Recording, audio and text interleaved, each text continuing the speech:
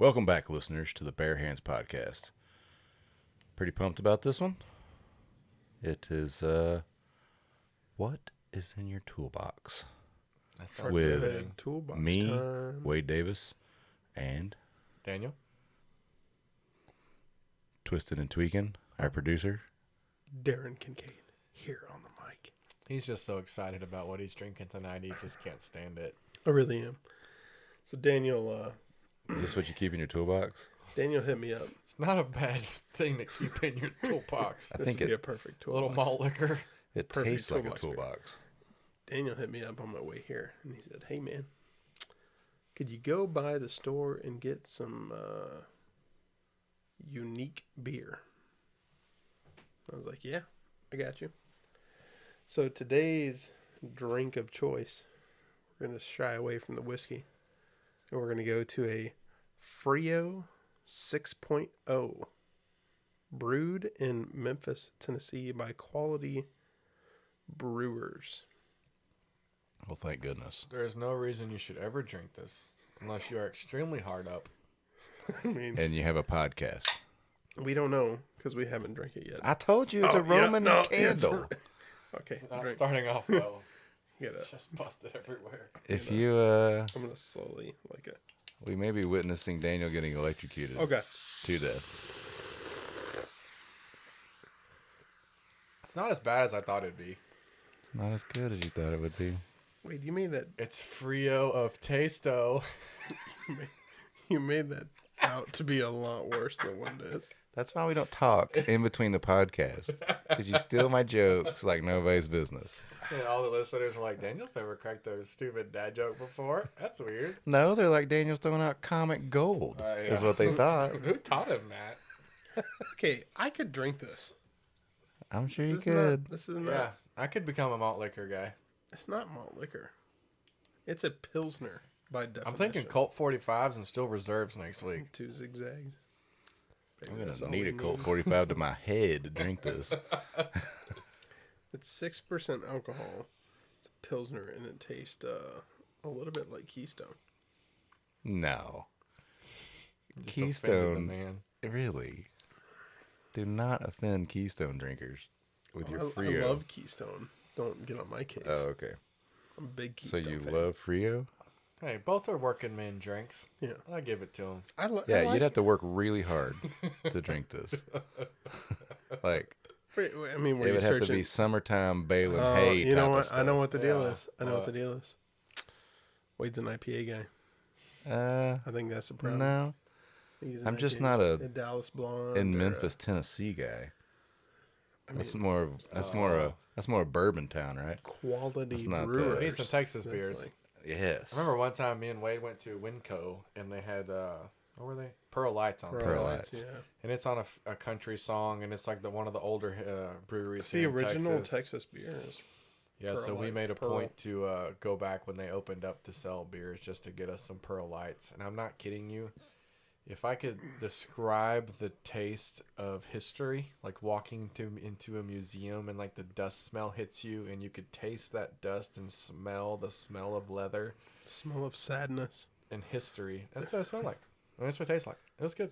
It smelled like. I like it. Yes. It tasted like. It tasted sadness. like dust and leather. History. Yeah.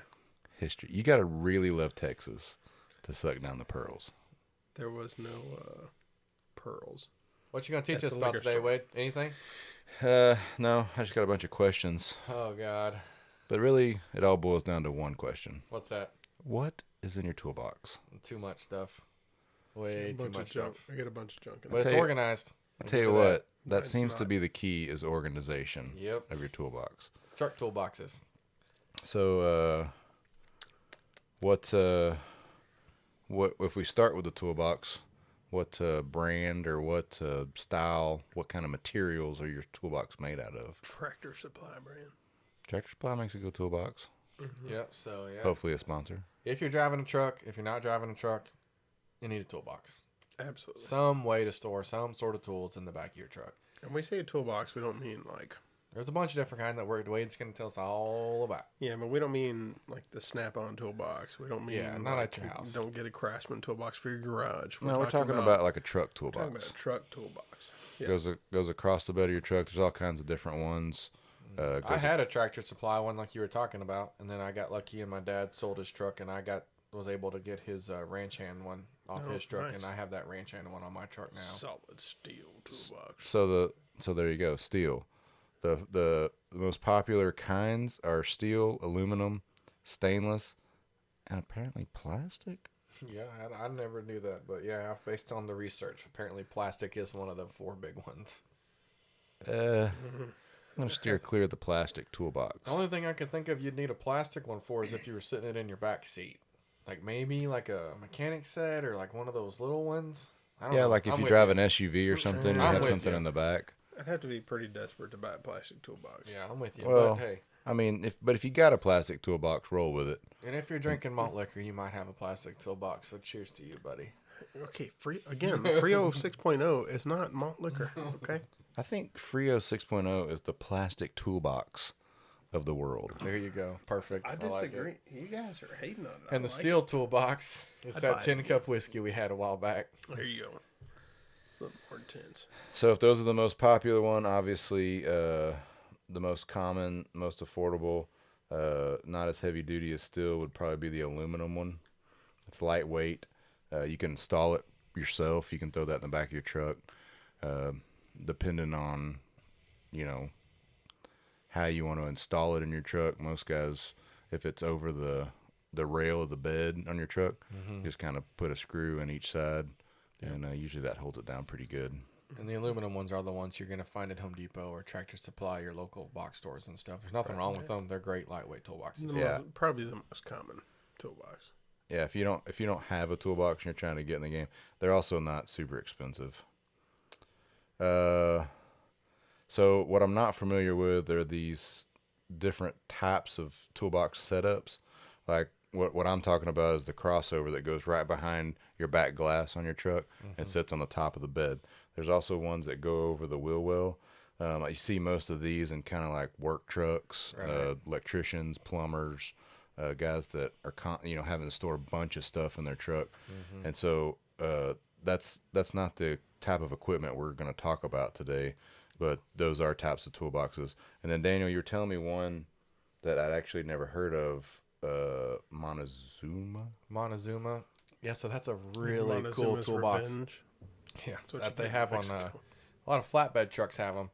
And a work truck, like a flatbed truck, will have them right behind the driver's side. And it's just a triangle-shaped toolbox that you can open up, flip open the top, and everything is perfectly organized and set in there, so you can just reach in, grab exactly the number 12 wrench that you want, and go to work with it. 3/4 inch socket. It's all perfectly laid out. They should call it the Blue Healer toolbox. They're a lot more money. Because every flatbed has one of those too. There you go. A cooler, a Blue Healer, and some bungee cords. A Montezuma toolbox. So yeah, I don't have a flatbed, so I don't have one of those.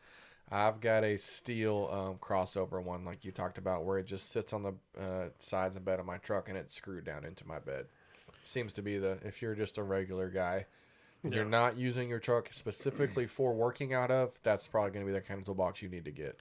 Well, and I've had the ones too that are kind of like the chest toolbox that sit down in the bed, and they sit on the bed. Yeah, I didn't like those because, the way a truck sits, when water gets in the bed of your truck, it flows towards the cab, and then there's some like little holes down there. Well, I didn't have it mounted correctly, and so it would flow down. It would block all the water, and then start filling up in your toolbox from the bottom. So those chest toolboxes are convenient. If you want to put a bed cover on the bed of your truck and like completely cover it, and they are maybe a little bit, you might like the way it looks better because you don't like the way a toolbox sits up. You might want one of those chest ones that sits inside, but like Wade said, the problem is they do sit on the floor, so you're going to lose space in the bed of your truck. Water could potentially run into them versus one that's just sitting a little bit higher. So those are convenient, more for cosmetics. If you're a regular working man, get you either aluminum or steel crossover one. I'm a big fan of the aluminum just because I like to take it out in the wintertime for hunting season. So I can throw a four-wheeler or a side-by-side in the back of the truck and roll on. So, Daniel, if we're going off of our outline here, our guide for this podcast, what's the number one thing you have in your toolbox? Like, number one thing, if I didn't have anything else? Yeah. Honestly, the first thing that comes to mind that I probably couldn't make it without is straps. Yep. I pull a lot of trailers, I feel like, with just trash on it or steel on it, or put a four-wheeler in the bed of my truck. And so a couple big heavy-duty tractor straps, and then some of those smaller, lightweight, just regular ratchet straps are. I'd throw toe straps in the mix, too, and just... I probably have at least 7 or 8 straps in my toolbox right now. Yeah, like if you're going to have a toolbox in a truck, put some straps in it. I'd say that's real high on my list. What about you? Well, since you didn't go off my cue about the outline, I guess my number one thing would be... Classic Wade. You put paper towels and a little bit of TP. Yeah. In case of that emergency. Yeah. Now, I'm going to disagree with you on keeping that in the toolbox, though. I think it is crucial that you have these with you at all times. But anybody that has a toolbox knows, things don't say pristine in there as far as, especially the aluminum ones. Yeah. They kind of get that aluminum film or whatever on them and stuff. And last thing you want to do is find out your toilet paper is waterproof. Yep. You don't want that film not hemorrhoid friendly. So funny, random story. Me and a buddy of mine went hunting one time, and we were driving down this little bitty single lane dirt road, and there was a truck parked in a creek that we had to go through. And it was blocking the creek. There was no way to go around it. And, we didn't really care. We weren't in any hurry, so we just kind of parked there. What is going on? Well, about a minute later, this guy walks out of the creek and looks at us and just shakes his head. And he's got one of those blue rolls of mechanic paper towel. And he just waves those at us and throws them in his toolbox. And me and my buddy just yep. I know what happened. I get it. No worries. We get it. At least he had that. At least he didn't come out going commando. He had to cut his undies off or anything. Wasn't missing a sleeve off his shirt or one sock on his leg when he came out. Or a lock of hair. What you thinking, Darren? Pick something. Zip ties are a big thing for me. Yeah. Although I make sure I got zip ties everywhere because I use them for everything. So including citizens arrests. Yeah, absolutely. In case you have to make a citizen's arrest. So I'm just thinking about zip ties. I've actually used randomly in the toolbox for fixing stuff at the deer lease, those raccoon baskets around the lease. I've used them just to quick fix that. If plastic broke on your truck, around the tire wells or something, and you need something to hold it back, zip tie's good for that. They are very useful. I know the duct tape is the go-to. You need duct tape in your truck. Absolutely, and I know that's the go-to, redneck, use it to fix it deal. But I'd make an argument for zip ties over duct tape. I would. So on the podcast, we talked about going to the national parks. I have the first time I ever took a Kodiak canvas tent out. I just had a defective tent, just bad luck. That's all it was. And the pole, I'm 100 miles from civilization, and the pole that goes across of these snapped in half. And that's the only way to set up this tent. And I don't have time to go back to town in the middle of this hunt and go get another tent. I couldn't sleep in the truck. There's too much stuff, too many people. So I got sticks and made a crutch or a splint on every side of it, and got duct tape and just wrapped the heck out of it. And I fixed that pole with splints and duct tape and held my tent up for a couple of days so I could get it fixed. So think about how much stronger it'd have been with zip ties, though. Yeah, so keep both of those in your truck. Yeah, that's my go-to. But there's a lot more that you should keep. I would say you got a lot of room in a toolbox, right? Yeah, so. I was kind of kidding around with the toilet paper and paper towels. Obviously that has to be in there, but man, I'm building a house right now, so our place is kind of a construction zone. So, man, I'm using a lot of tire stuff right now. So I think a plug kit is crucial. We were actually on our way to Oklahoma. My wife's tire indicator thing goes off. I pull over at Love's and I plug the tire before it goes flat. And that saved us, basically the whole day, because we were on 35 and Love's only does plus $50 at a tire shop. Right, but Love's only does 18-wheeler tires, so they're not going to fix a Ford Expedition. So anyway, plug tires, tire inflator. So yeah, that's the thing that I keep that I think everybody should. It's just a small compressor. Right. And that kind of ties in with the battery starter that I keep in my truck. If you're by yourself a lot, if you're out in the country a lot, if you're like late and you're in the middle of the freeway or something, and no one's around to help you, they're not super expensive. You can get them at AutoZone, Walmart, or something, and they just have jumper cable type system on them. They hook into your batteries up front, and they're just a portable compressor. You just hook them up front, screw it into your tire, and if you're on the go somewhere, as long as your truck's running, that'll give that compressor enough juice. And I've got a older 2001 F250, so it's got big tires on it, and that little compressor can air up my tires without any problems. Oh, good.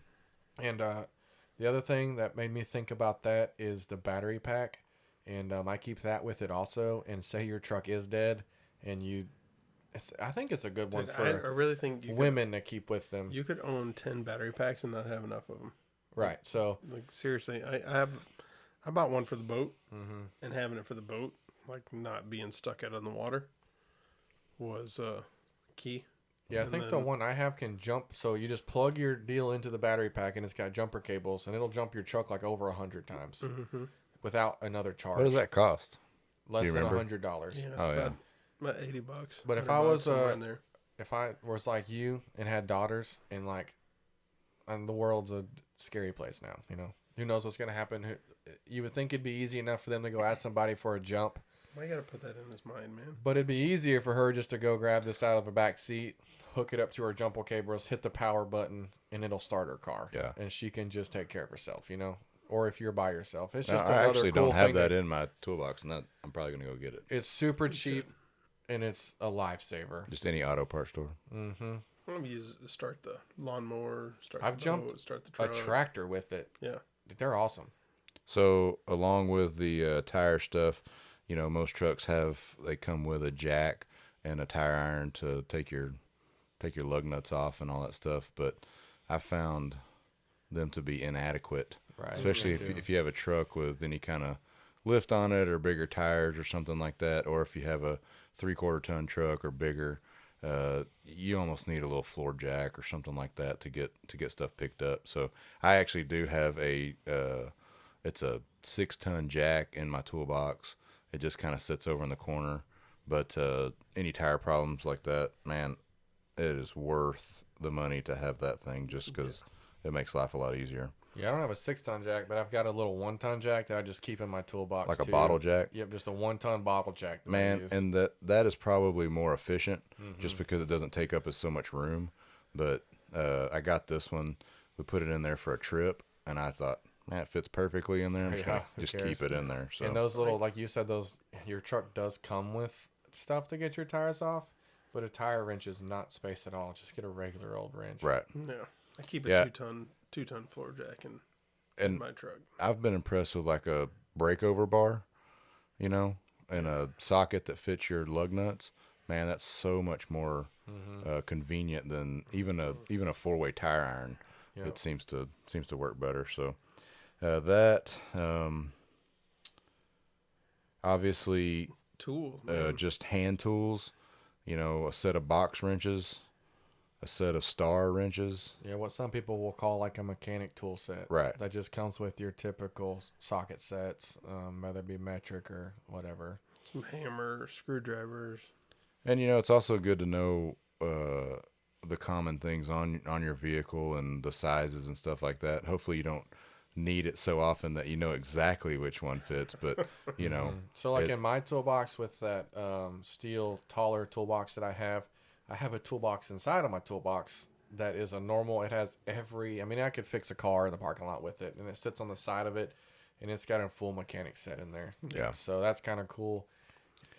So you're gonna add screwdrivers to that flathead. Right. Just your Phillips. typical, your screwdrivers, a pair of pliers, some Wade said, crescent wrenches. Know your car, right? Because Chevy, Ford, Dodge are pretty much the same, but if you get into a Honda, you get into any foreign car, Hondas, Subarus, and that kind of stuff, like a little bit different measurements, a little bit different tools you might need. So, and some people, like, your toolbox might be more specifically related to your job. Like, right. I might do construction on my off days, so I have my tool belt in the back of my toolbox pretty much every day. That's got my normal carpenter square. It's got my hammer. It's got my tape measure. It's got everything in it. I just keep it in the truck just in case I need it. Well, another thing you mentioned that I thought was pretty good idea, raincoat and rubber boots. I have rubber boots in mine, but I've never made a habit of keeping a raincoat. And, you know, if it had been raining that day that I had to put the plug in my wife's tire, then it would have been, They're just you know, super I'd have been cheap. so, So yeah, I just throw a little simple yeah, you one can back buy there a- just like in a dollar case. poncho or $3 something. poncho Yeah. throw in there. One thing I was just $3 randomly poncho. thinking about, I just got one today that my dad's always kept in his truck, and that is just a battery-powered Frog impact. dog? Oh. So, like, if he has a problem with his tires, he just has that little cheap not cheap, but battery-powered impact in the toolbox. Or, like, if his camper is having issues and he's on the road, it's a quick fix to put your jacks down, fix all your tires. It's awesome to have one of those. There are a little bit more money, though, so it's not a necessity, So does your but that's just a luxury. If you pull a camper, you need yeah. tire stuff in your go ahead Right. and go ahead and toolbox. double your toolbox Yeah. size. Yeah. Do you? So question: Does your toolbox change depending on the season?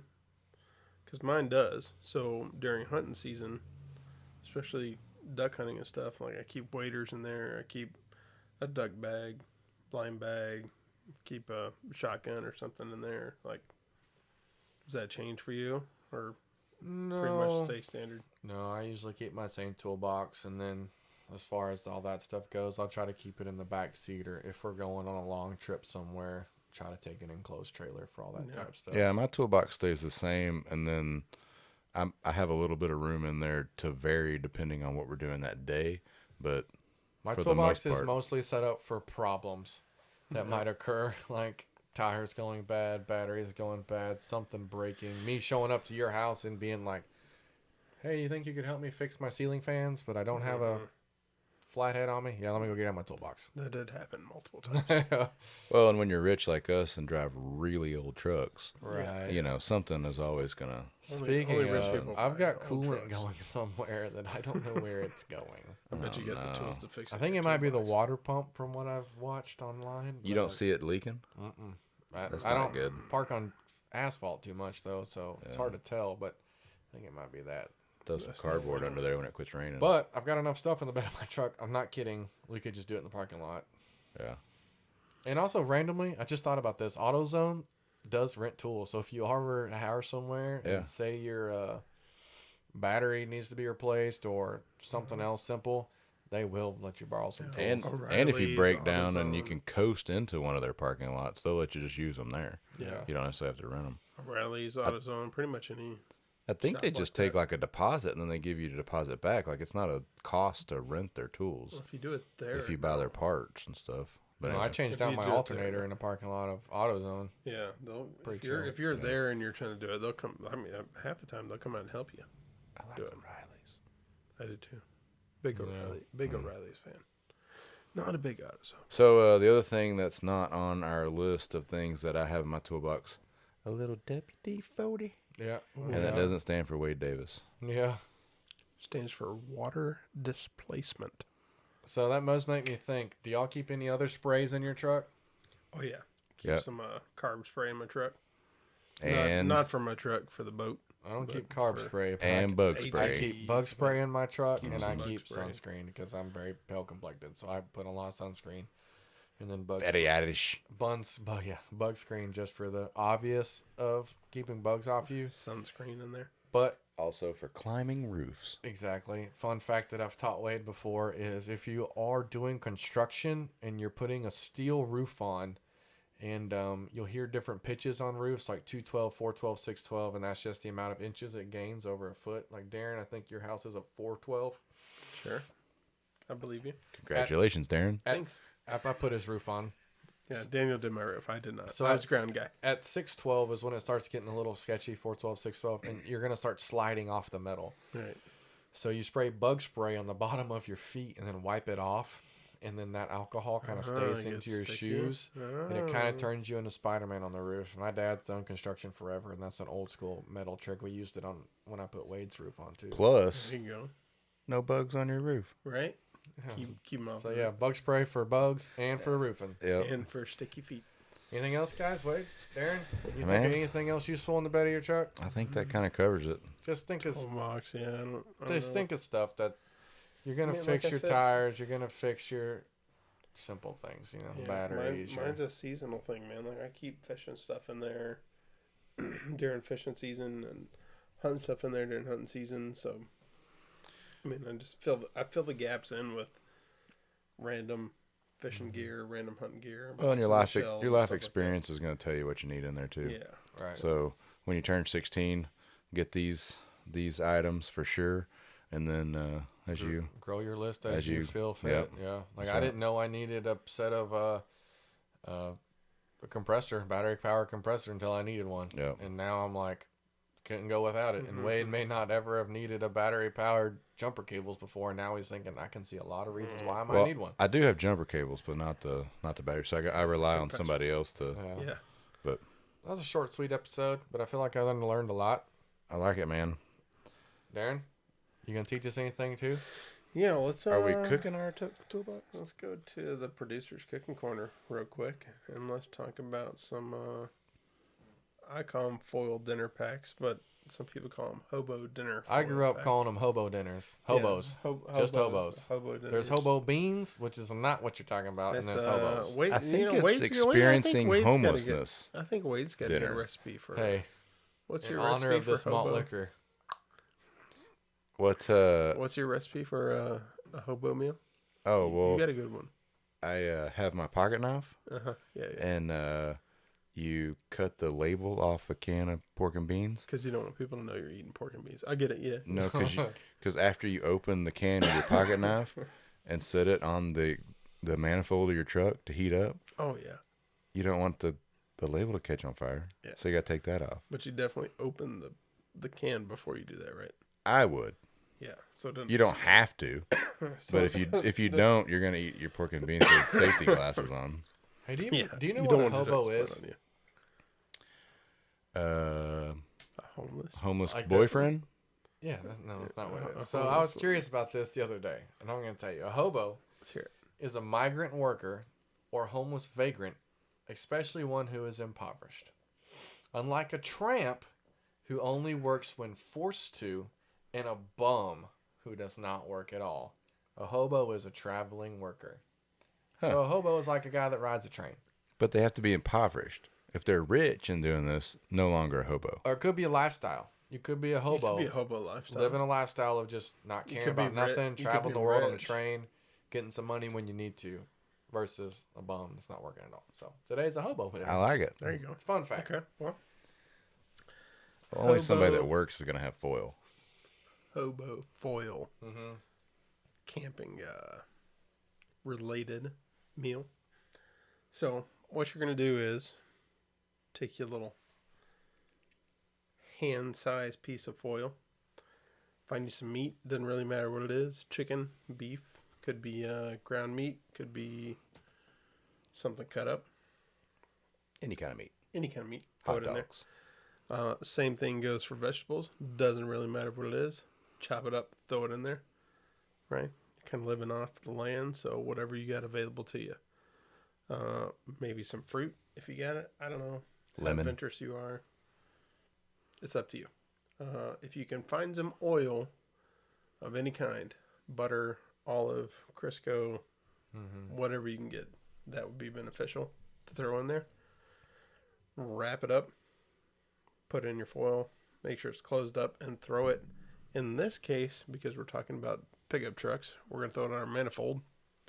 But really, any source of heat at this point is beneficial. So whether it's a stovetop, whether it's a campfire, whether it's a manifold, oven, doesn't matter. 30 to 45 minutes, pull it out, open it up, dig in. Yeah, my grandpa taught me how to do this back in the day of camping, just because it's a easy meal for picky people. Yeah, it's super like easy. You may hate onions. I love onions. And right. Wade hates mushrooms. You can have all the Put onions. Put your hamburger patty inside the foil and dress it up however you want. I love a hamburger patty with onions, mushrooms, salt and pepper, and you want some fatty meat so it can cook. And then you just set it on that charcoal for about 30 minutes right next to that campfire, and you just wait. It's pretty cool. Really, you can add anything to it. There's nothing special. You can't mess it up. You can't mess it up. If it doesn't taste good, it's your fault. Yeah, You just made it. open it up, make sure that meat's cooked. It's the Chipotle of hoboness. That's what it is. Without the I don't salmonella. disagree. What was everybody getting at Chipotle? Whoa. Chipotle did not have salmonella. What'd they have? I don't think Chipotle's had anything. They think might they- have. I think they killed a bunch of hobos. Maybe they got some bad lettuce or something. Oh, yeah, that's what it was. Everybody got bad lettuce. That wasn't Chipotle. Ebola. Everybody got Ebola. Ebola. I don't think Chipotle started Ebola. Everyone. Yeah, you can get Ebola. They have a cave of bats in the back that started a almost pandemic. Yeah. No, that's a good meal. It's cheap and it's easy, and I like it. Without And the now bats. Chipotle stock is plummeting. Sorry, Chipotle. We love Chipotle. So cook your hobo meals. Go camping. Go camping. Listen to our podcast about Go camping. We have a Add cool, this meal to your recipe. Cool camping. Add this Family meal will to like your it. recipe while you're loading up your toolbox. Yep. That's it. Load up the box for camping. manly. Man, that one was short and sweet, but I learned a lot, Wade. I like it. Go to a romance podcast. Hey, everybody, stay tuned for more episodes. And just while I'm thinking about it, we have an email address now. It's barehandspodcast@gmail.com. BAREHANDS podcast@gmail.com. We're open to suggestions on topics you want to hear, what you want to hear less of, who you want to hear more of. No criticism, though. Like, I can't take it. Actually, I don't want to hear your positive We don't want the criticism. negative stuff. I don't want to hear positivity. I only want to hear negative things. So hit me up. Let me know what we can do better. Thanks, guys. How mad would you guys be if I said I didn't hit record? I'm just kidding. I hit record. We're fine.